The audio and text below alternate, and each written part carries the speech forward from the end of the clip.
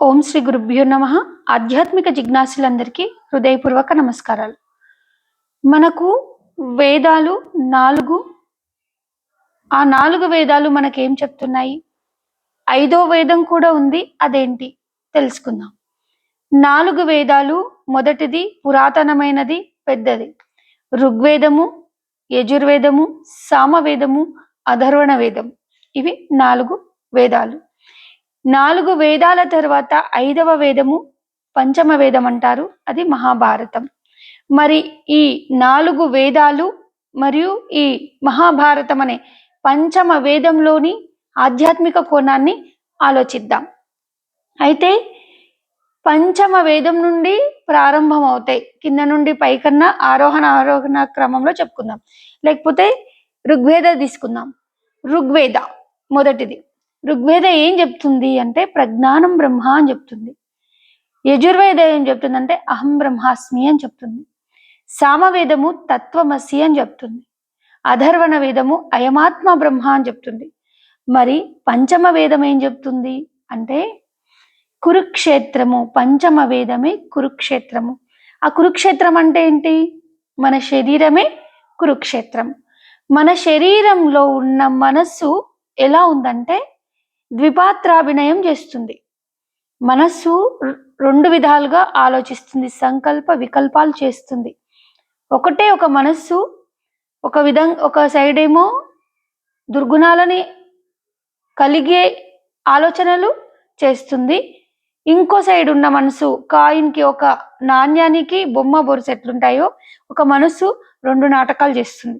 ఒకటి అసురీ గుణాలతో ఉన్న మనస్సు ఒక ఆలోచన, ఇంకో కోణం ఏంటంటే మనస్సుది మంచి ఆలోచనలు. ఈ రెండుటికి మధ్య, ఈ ద్వంద్వాలకు మధ్య యుద్ధం. అంటే ఒకటే మనస్సు ఏం ఆలోచిస్తుందంటే అధర్మాన్ని ఆచరించు అని చెప్తుంది, అదే మనస్సు లేదు ధర్మాన్ని ఆచరించామని తెలుస్తుంది. ఈ రెండుటి సందిగ్ధంలో, ఈ యుద్ధంలో ఎవరు ఏది పైచేయి సాధిస్తుందంటే ధర్మాన్ని ఆలంబన చేసుకొని ఉన్న మనసు మాత్రమే అది నెగ్గుతుంది. ఈ రెండిట్లో మనకు మహాభారతం అదే చెప్తుంది. పంచమ వేదము ఎప్పుడైతే సందిగ్ధంలో మన లోపల ఉన్న అసరీ గుణాలు, దైవీ గుణాలు అంటే మంచి గుణాలు, చెడు గుణాలు 2 ఉంటాయి కదా, రెండుటి మధ్యన తర్కం అవుతుంటది. అప్పుడు నిశ్చయాత్మక బుద్ధి లేకపోవడం ద్వారా మనం ఏ విధమైన ఆలోచన చేసి ఏ విధంగా జీవించాలి, ఏ విధంగా సత్యాన్వేషణ చేయాలనే సమయంలో మనకు కొన్ని సంశయాలు వస్తాయి. కాబట్టి మన బుద్ధితోని, అంటే సత్ప్రవర్తన ఎవరైతే సద్గుణాలను కలిగి ఉంటారో వారికి తప్పకుండా శీఘ్రంగా గురువు ప్రాప్తిస్తాడు. ఎందుకంటే ధర్మం ఎక్కడుంటుందో జయం అక్కడ ఉంటుంది. కాబట్టి ధర్మం ఎక్కడుంటుందో పరమాత్మ అక్కడ ఉంటాడు. కాబట్టి ఈ ఎవరైతే సత్వగుణాలు, ఎవరైతే మంచి గుణాలతో ఉన్నారో, మంచి గుణాల కలిగిన మనసుతో ఉన్నారో వారికి ఆ దైవమే దారి చూపిస్తుంది. అంటే ఆ మనస్సు వేదాభ్యాసం చేయడానికి ఆలోచిస్తుంది. మరి పంచమ వేదం శరీరంలో, పంచమ వేదం మనకు అర్థం అవ్వాలి. ఈ పంచమ వేదమే ఈ శరీరం అన్నప్పుడు ఈ శరీరాన్ని నడిపించేది ఒక మనస్సు ఉంది కదా, అది ఎట్లా చెప్తే అట్లా ఆడుతుంది. అంటే చెడుగా చెప్తే చెడు కర్మలు చేస్తుంది, మంచి చెప్తే మంచి కర్మలు చేస్తుంది. కాబట్టి మంచిగా ఆలోచించే మనస్సు ఒక స్టెప్ ముందుకు ఎట్లేస్తుందంటే వేదాలను అభ్యసించడానికి ఆశపడుతుంది. అంటే ఆ సద్భక్తి కలిగిన, సత్ లక్షణాలు కలిగిన ఆ మనస్సు ఏం చేస్తుందంటే ఆధ్యాత్మిక కోణంలో, ఆధ్యాత్మిక ప్రయాణంలో ప్రయాణించడానికి ఇష్టపడుతుంది. కాబట్టి ఆ మనసు ఏం చేస్తుంది? అధర్వణ వేదాన్ని ఆశ్రయిస్తుంది. అధర్వణ వేదం అంటే మనస్సు, ప్రాణం, ఈ రెండిటి మిళితం. అంటే మనస్సు, ప్రాణం అంటే శక్తి, జ్ఞానం, ఈ రెండిటితోటి అధర్వణ వేదం అదే చెప్తుంది. ఏమని? అయమాత్మ బ్రహ్మ, నేనే బ్రహ్మనని తెలుసుకోవాలి, పరమాత్మ ఎక్కడుండు అనే అన్వేషణ చేయించేది ఈ అధర్వణ వేదం. ఈ మనస్సు అంటే జ్ఞానము, ఈ ప్రాణశక్తి 2 కలిసి ఏం చేస్తున్నాయి? భగవంతుణ్ణి అన్వేషించే కార్యక్రమంలో ఉన్నాయి. అయితే అధర్వణ వేదం తర్వాత సామవేదం. మరి భగవంతుణ్ణి పట్టుకోవాలంటే ఏం చేయాలి? భగవంతుణ్ణి మననం చేయాలి. భగవంతునికి సంబంధించినటువంటి, భగవంతుణ్ణి తెలుసుకోవడానికి కావలసిన సౌకర్యాలని కల్పించుకోవాలి. అంటే ఈ సామవేదం ఏం చెప్తుందంటే భగవంతుడి యొక్క గుణగణాలను, భగవంతుడి యొక్క ఆకారాన్ని, భగవంతుడి యొక్క శక్తిని గానం చేస్తుంది సామవేదం. అంటే ఏం చెప్తుంది? వేదం అంటే జ్ఞానము. సామవేదం ఏం చెప్తుందంటే భగవంతుడు ఇట్లుంటాడు, భగవంతుడు ఈ విధంగా ఉంటాడు, భగవంతుడు ఇట్లుంటాడని భజనల ద్వారా, కీర్తనల ద్వారా, పాటల ద్వారా, పద్యాల ద్వారా, శ్లోకాల ద్వారా మనం భగవంతుని కీర్తిస్తూ ఉంటాం. భగవంతుడు అప్పుడు మనకు అర్థం అవ్వడు. భగవంతుని తెలుసుకోవడానికి ప్రయత్నం చేస్తున్నాం కాబట్టి భగవంతుని కీర్తిస్తున్నాం. ఇంతకుముందు శ్రవణం చేసినాం, శ్రవణం నుండి మననం వరకు వచ్చినాం. అయితే సామవేదం ఏం చెప్తుందంటే భగవంతుడు ఇలా ఉంటాడు, భగవంతుని అందుకోవాలంటే ఇలా చేయాలి అని చెప్తుంది. అదే తత్వమసి. తత్వం అసి ఎప్పుడైతే మన సాధన చెప్తుందో, అంటే సాధకుడు భగవంతుని చేరుకోవడానికి సాధన చేసేదే సామవేదం. అది కీర్తన ద్వారా కానీ, పద్యం ద్వారా కానీ, కీర్తనల ద్వారా, శ్లోకాల ద్వారా, భజన పాటల ద్వారా ఏదైనా సాగే భగవంతుని వైపు సాగే ప్రక్రియ. అదే యజుర్వేద ఏం చెప్తుందంటే సాధన ఇంకో కొంచెం తీవ్రతరం అవుతుంది. యజుర్వేదాల అంటే భగవంతుణ్ణి పొందడానికి, ఆ పరమాత్మ స్థితి పొందడానికి సాధనలు ఏ విధంగా చేయాలి. ఇదేమో సామవేదము తత్వమసి అని చెప్తుంది కాబట్టి తత్వం అసి అంటే ఈ జీవాత్మ పరమాత్మతో ఎలా కలిసిపోయేదో సామవేదం చెప్తుంది. అదే యజుర్వేద దగ్గరకు వచ్చేవరికి సాధన గురించి అంటే ఈ విధంగా భగవంతుడు ఉంటాడు కాబట్టి ఈ రకంగా సాధన చేయాలి, అహం బ్రహ్మాస్మి స్థితికి ఎదగాలి. అహం బ్రహ్మాస్మి స్థితి అంటే నేనే భగవంతుడి, నా లోపల భగవంతుడు ఉన్నాడు, భగవంతుడు నా లోపల ఉన్న భగవంతుడే బయట కూడా ఉన్నాడు అంటే గుర్తెరిగే జ్ఞానము, అంటే భగవంతుని తెలుసుకునే జ్ఞానము, భగవంతుడి కోసం యజ్ఞం చేసే జ్ఞానము. ఏం యజ్ఞం చేస్తున్నాము? జ్ఞాన యజ్ఞం చేస్తున్నాం. వేదం అంటేనే జ్ఞానం కాబట్టి యజుర్వేద ఏం చెప్తుందంటే యజ్ఞం చేస్తున్నాం, క్రతువులు చేస్తున్నాం. ఏ క్రతువులు? భగవంతుని పొందడానికి చేసే క్రతువులు. ఏంటి? సాధన, జపము, ధ్యానము, తపస్సు, యోగ మార్గము, జ్ఞాన మార్గం ద్వారా పరమాత్మను అన్వేషించే ప్రక్రియ. మరి ఋగ్వేదం ఏం చెప్తుందంటే ప్రజ్ఞానం బ్రహ్మ అని చెప్తుంది. ఇదే పెద్దది, ఉత్కృష్టమైనది. ఏం చెప్తుంది ప్రజ్ఞానం బ్రహ్మ అంటే మనము యజుర్వేద ద్వారా అంటే సాధన ద్వారా భగవతత్వాన్ని పొందినప్పుడు మనకేమొస్తుంది? జ్ఞానం వస్తుంది. ఎలాంటి జ్ఞానము? శాశ్వతమైన జ్ఞానము, నిజమైన జ్ఞానము, విచక్షణ ఉన్న జ్ఞానము, వివేచన జ్ఞానము. దానినే ప్రజ్ఞానము అంటారు. అన్ని జ్ఞానాల కన్నా ఉత్తమమైనది ప్రజ్ఞానము. ఇప్పుడు ప్రతి జీవికి జ్ఞానం ఉంటుంది. దాని శరీర ధర్మాలను అనుసరించి ఆకలి దప్పుకలు వేయడం, ఆకలి వేసినప్పుడు తినడము, ఆహారాన్ని సంపాదించుకోవడం, అది కూడా జ్ఞానమే. కానీ అది ప్రజ్ఞానం కాదు, విచక్షణ జ్ఞానం కాదు. విచక్షణ జ్ఞానం అంటే సత్యం ఏంటిది అని ఆలోచించే జ్ఞానమే విచక్షణ జ్ఞానం. కాబట్టి యజుర్వేద ద్వారా అంటే మనం సాధన చేసి భగవత్ స్వరూపాన్ని, ఆ పరమాత్మ స్వరూపాన్ని తెలుసుకున్న తర్వాత మనకేమొస్తుందంటే జ్ఞానం వస్తుంది, ప్రజ్ఞానం వస్తుంది. నిత్యమేంది, అనిత్యమేంది, ఏది నిజము, ఏది అబద్ధము, ఏది సత్య వస్తువు, పరమాత్మ ఎక్కడుంది, సర్వత్రా పరమాత్మ ఉంది, సర్వాంతర్యామి, అఖిలాండ కోటి బ్రహ్మాండ నాయకత్వంతో ఉండి ప్రజ్వలిల్లి ప్రకాశిస్తున్నటువంటి ఆ భగవత్ స్వరూపాన్ని అంతటా చూసేదే ప్రజ్ఞానము. ప్రజ్ఞానం అంటే భగవత్ స్వరూపాన్ని అంతటా, అన్నిట్లో దృష్టికి ఏదేది గోచరిస్తుందో, గోచరించేది, గోచరించబడంది మొత్తం భగవత్ స్వరూపమే అనే ఒక వివేచన జ్ఞానమే ప్రజ్ఞానము. ఇప్పుడు గురుముఖత సాధన చేయాలి అంటే గురువుని ఆశ్రయించిన వాళ్ళకి పరమాత్మ సాక్షాత్కారం అవుతుంది అంటే ఏంటంటే, పరమాత్మ సాక్షాత్కారం అంటే ఏంటి? ప్రజ్ఞానం రావడమే. ఆ లోపల మనం సాధన చేస్తుంటే మనకు వచ్చిన అనుభవాల ద్వారా మనకు జ్ఞానం రావడమే పరమాత్మ సాక్షాత్కారం. అంటే ప్రజ్ఞానం బ్రహ్మ.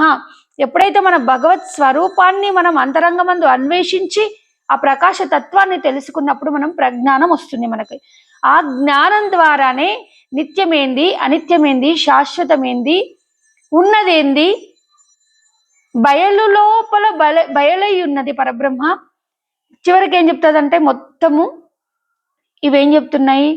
ఏకమేవ అద్వితీయం బ్రహ్మ, ఇంకోటి లేదు, ఉన్నది ఒకటే, సర్వత్రా పరమాత్మ స్వరూపమే అన్నప్పుడు ఆ ప్రజ్ఞానం కలిగిన సాధకుడు ఎలా ఉంటాడంటే వైరాగ్యంతో ఉంటాడు. భక్తి, జ్ఞాన, వైరాగ్యం. భక్తి ఉంటుంది, భక్తి ద్వారా జ్ఞానం వస్తుంది, జ్ఞానం ద్వారా వైరాగ్యం వస్తుంది.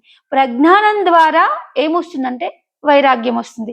అంటే ఇదంతా పరమాత్మ స్వరూపమే అయినప్పుడు, అన్యథా ఇంకోటి లేనప్పుడు మరి నాకెందుకు ఇవి వ్యామోహాలు, మోహమాయ ఎందుకు? ఆ మోహం రాకుండా, ఆ మోహమాయల పడకుండా నిత్యము జ్ఞానంతో, విచక్షణ జ్ఞానంతో జీవించడమే. అంటే శరీరం అంటే జీవించడము అంటే నేను పరమాత్మ స్వరూపాన్ని, ఇంతకుముందు జీవుడిని, నేను మానవుడిని అనుకున్నా, లేదు ఈ పంచమ వేదమైన ఈ శరీరంలో, కురుక్షేత్రంలో పరమాత్మ ఉంది, దాన్ని తెలుసుకోవాలంటే నేను పరమాత్మను అన్వేషించాలి. దేని ద్వారా? జ్ఞానము ప్రాణం ద్వారా, మనస్సు ప్రాణం ద్వారా, అంటే యోగాభ్యాసం ద్వారా. ప్రాణం అంటే ఏమంటారు? తారకం ద్వారా. మనస్సు అంటే జ్ఞానం ద్వారా.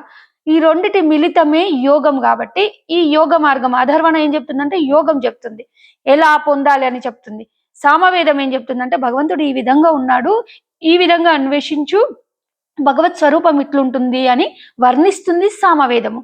అదే యజుర్వేదం ఏం చెప్తుందంటే ఇట్లా వర్ణించిన దానిని ఎట్లా పట్టుకోవాలి భగవత్ స్వరూపాన్ని, ఆ పరమాత్మని అన్నప్పుడు పరమాత్మ కోసం సాధన చెయ్యాలి. మంత్ర జపము, యజ్ఞం అంటారు, జ్ఞాన యజ్ఞము, జపము, తపము అవన్నీ చేస్తూ ఉంటే మనకి ఋగ్వేదాలకు వెళ్ళిపోతే మనం ప్రజ్ఞానం వస్తుంది. అంటే అసలైన జ్ఞానం వస్తుంది. అంతటా భగవత్ స్వరూపాన్ని చూసే ఏకాత్మ భావన, ఏకమేవ అద్వితీయం అనే భావన కలుగుతుంది. కాబట్టి అప్పుడే జీవన్ముక్తులు అవ్వగలుగుతారు.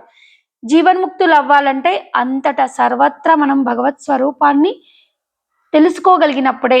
అంటే ప్రహ్లాదుడిలాగా మనం అవ్వాలి. ప్రహ్లాదుడు ఏం చేస్తాడు? సర్వత్రా భగవంతుణ్ణి వీక్షిస్తాడు. ప్రహ్లాదుడు అంటే ఎవరైతే సాధన చేసి భగవంతుణ్ణి, పరమాత్మ తత్వాన్ని అంతరంగమందు అనుభవించిన జ్ఞానంతో, ఆ జ్ఞానంతోనే సర్వత్రా భగవంతుణ్ణి దర్శించగలిగే శక్తి ఉన్నవారే ప్రహ్లాదుడు. అలాంటి భక్తి, అలాంటి సాధన, అలాంటి నిష్ట మనకుంటే మనమే ప్రహ్లాదులం. ప్రహ్లాద స్థితికి ఎప్పుడైతే ఎదుగుతామో సర్వత్రా మనం భగవంతుణ్ణి చూడవచ్చు. భగవంతుణ్ణి చూడవచ్చు అంటే ఈ బయలే, ఈ ఖాళీయే, ఈ బయలే బ్రహ్మం అని తెలియాలి. ఇప్పుడు మనం ఉన్నమే బ్రహ్మంలో, బయలు లోపలనే ఉన్నాం అంటే మనం ప్రహ్లాదుడు అయిపోయినాం. అంటే నరసింహస్వామి తొడపైన మనం కూర్చున్నాం అంటే పరమాత్మలో లీనమై ఉన్నాము. మన లోపల పరమాత్మ శక్తి ఉంది, పరమాత్మలో మనం ఉన్నాం. అంటే ఒక సముద్రంలో లేకపోతే ఒక సరస్సులా బిందె తీసుకుపోయి ముంచినప్పుడు బిందెల నీళ్ళే సముద్రం, సరస్సుల నీళ్ళే ఉన్నట్టు మనము ఈ పరమాత్మ అనే మహాసముద్రంలో ఒక కుండ, ఒక ముంతలాగా ఉన్నాం మనం. పరిపూర్ణ జలదిలో ముంతలు, ఈ కీలు బొమ్మలు అంటే ఇవి ముంతలు, ఈ శరీరాలు ముంతలు ఎలా ముంచబడ్డాయి? ఈ పరమాత్మ అనే సముద్రంలో ముంచబడ్డాయి. ఇదంతా తెలుసుకున్నప్పుడే, పరమాత్మ స్థితి తెలుసుకున్నప్పుడే, పరిపూర్ణమైన జ్ఞానం వచ్చినప్పుడే జీవన్ముక్తుడు అవుతాడు. అంటే ముక్తి అంటే అయమాత్మ బ్రహ్మ, ప్రజ్ఞానం బ్రహ్మ, తత్వమసి. ప్రజ్ఞానం వరకు ఎదగాలి, జ్ఞానం రావాలంతే. జ్ఞానం వస్తేనే మనకు మోక్షము. అంటే మోక్షము అంటే నేనే అంత బ్రహ్మమై ఉన్నది, తానుంటే జగమన్నా, తా లేకపోతే సున్నా. అందుకని ఇదంతా పరమాత్మ స్వరూపమే అని తెలుసుకున్న సాధకుడే జీవన్ముక్తుడు. వారికి మాత్రమే చావు పుట్టుకలు అనేవి ఉండవు. ఎందుకంటే తన స్థితి చాచేది పుట్టేది కాదు కదా, తన నిరాకార స్వరూపం కాబట్టి నిరాకారానికి ఎప్పుడు చావు పుట్టుకలు ఉండేవి. కాబట్టి ఆ స్థితికి ఎదగాలి. ఆ స్థితికి ఎదగాలంటే గురువు కావాలి. గురువు కావాలంటే మనకు శ్రద్ధ కావాలి. ఇట్లా శ్రద్ధ ఎప్పుడైతే ఉంటుందో గురువు ప్రాప్తిస్తాడు. గురువు ప్రాప్తించడం ద్వారా మనం గురువు దగ్గరనే వేదాభ్యాసం అభ్యసించవచ్చు. వేదంలో ఎన్నో లక్షల శ్లోకాలు ఉంటాయి, అవన్నీ మనం నేర్చుకోలేం కదా, మన జీవితం సరిపోదు.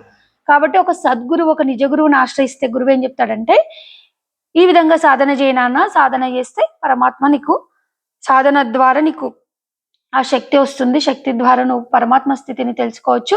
పరమాత్మ స్థితి నీకు ఎప్పుడైతే కలుగుతుందో అప్పుడు నీకు ప్రజ్ఞానం కలుగుతుంది, జ్ఞానం వస్తుంది. కాబట్టి విచక్షణతోటి నువ్వేంటో నువ్వు తెలుసుకోవచ్చు, పరమాత్మ ఏంటో నీకు తెలుస్తుంది అని బోధించే ఏకైక జ్ఞానం నిర్దేశించే, నిర్ధారణ చేసే, నిర్దేశించే, మార్గదర్శనం చేసే ఏకైక వ్యక్తి గురువు మాత్రమే. అందుకనే గురువు లేనిది చీకటి బ్రతుకులే. కాబట్టి గురువుని ఆశ్రయించండి, గురుముఖత జ్ఞానాన్ని పొందండి, అంతటా ఉన్న పరమాత్మని ఆస్వాదించండి. ఓం శ్రీ గురుభ్యో నమః. జై గురు అందరికీ.